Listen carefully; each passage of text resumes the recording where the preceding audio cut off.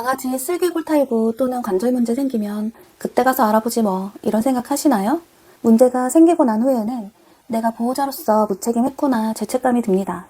진짜 갑작스레 찾아와요. 좋아하는 산책은커녕 집에서 걷기도 힘들어하고 앉는 자세마저 구부정해져서 깽깽대는데 어쩌실 거예요.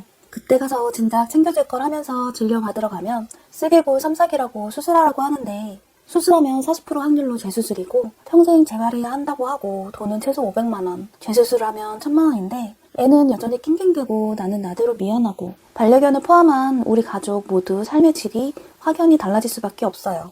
특히 본인 반려견이 소형견이신 분들 우리 강아지는 건강할 거야 라는 생각으로 미리 대비 안 하시면 나중에 가서 정말 내가 너무 무책임했구나 라면서 눈물 흘리실 수도 있어요. 제가 그랬거든요.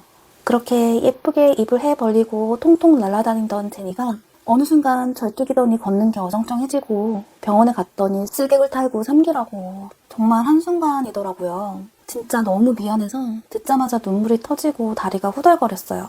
당장 수술해야 된다는 의사쌤 말에 알겠다고 가장 빠른 날로 날짜 잡아달라고 말씀드리고 울면서 차 타고 집에 가는데 조금 진정이 됐는지 머리에서 갑자기 제 주변에 쓸개골 수술한 강아지가 4마리가 있는데 그 생각이 나더라고요. 그 중에 2마리가 재수술했고 아직까지도 조심스럽게 걷는 데다가 지인도 그걸 보면서 맨날 안쓰러워하고 나아지는 것보다 더 안 좋아지는 거 아닌가 맘졸이는 게 떠올랐어요.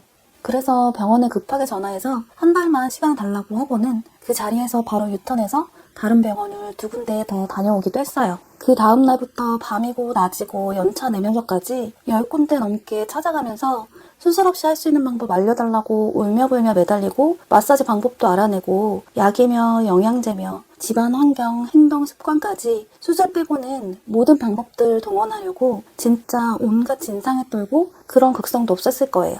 그리고는 집에 와서 외국 영상부터 책, 블로그, 주변 지인, 제가 찾을 수 있는 정보는 다 모아서 할 수 있는 거 다 했어요.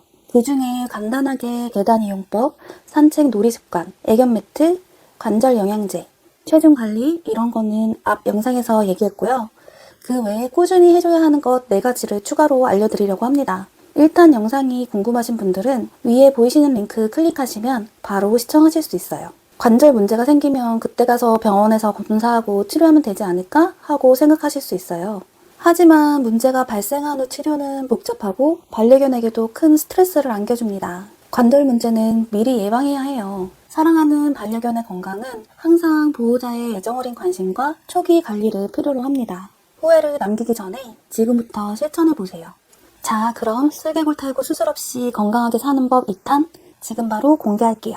첫 번째는 쓸개골에 좋은 수제 간식 급여해주기입니다. 저는 우리 제니를 위해 늘 수제 간식을 만들어주고 있는데요. 반려동물 회사에 다녔을 때 늘 공장에서 만들어내는 간식이 쌓여 있었고 초반 2, 3년간은 시중에서 쉽게 구매할 수 있는 간식 위주로 많이 급여해줬어요. 그러다 보니 눈물이 마르지 않았고 눈물 자국도 항상 사라지지 않더라고요. 쓸개골 건강도 생각하다 보니 식품 건조기부터 구매해서 관절에 좋은 식재료로 집에서 직접 만들어주기 시작했어요.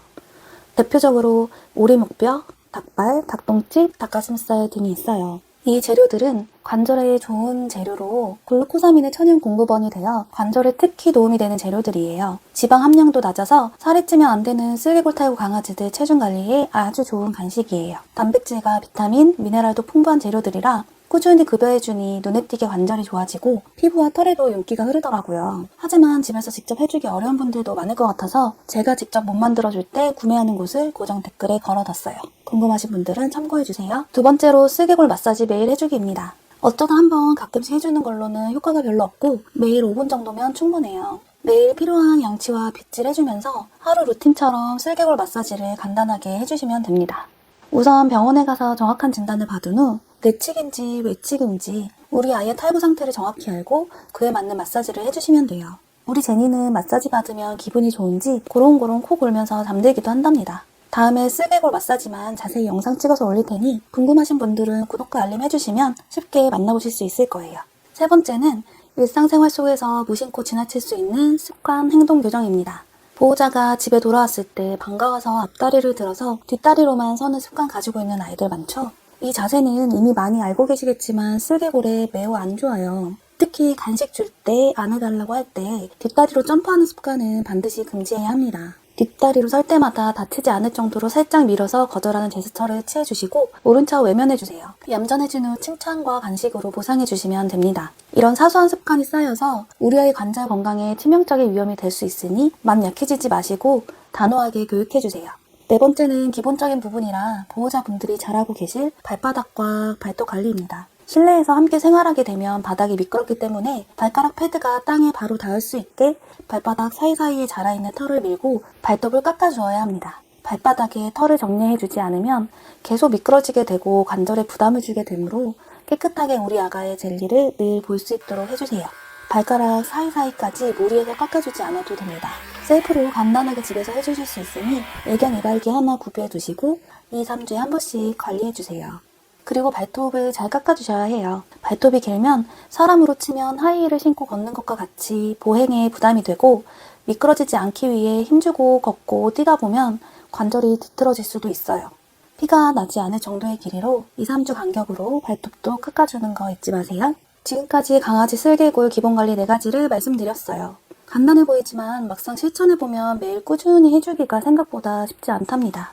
시간과 노력이 들어가는 일은 차차 습관을 들여 평생 하신다고 생각하셔야 지치지 않아요. 아이도 보호자도 생활 속에서 습관화하는 게 중요하기 때문에 인내심이 필요합니다.